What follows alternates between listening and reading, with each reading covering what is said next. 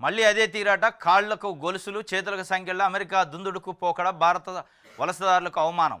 116 మందితో రెండో విమానం రాక ఏజెంట్లను నమ్మవద్దన్న బాధితుడు.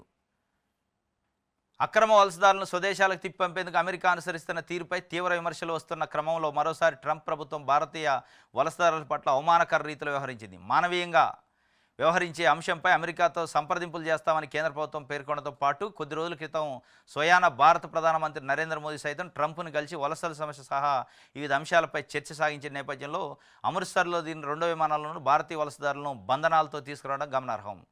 అమెరికా డిఫాక్టరేషన్లో దాదాపు భాగంగా 116 మంది భారతీయులతో కూడిన రెండో విమానం వచ్చిందట అమృత్సర్కి.